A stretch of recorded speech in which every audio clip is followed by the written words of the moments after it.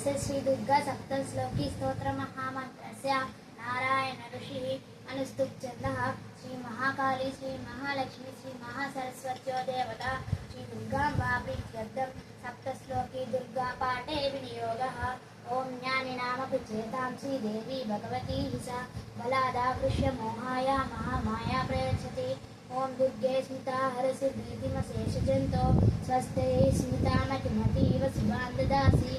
दारिद्र्यदुःखभयहारिणी का त्वदन्या सर्वोपकारकरणाय सदा प्रचित्ता।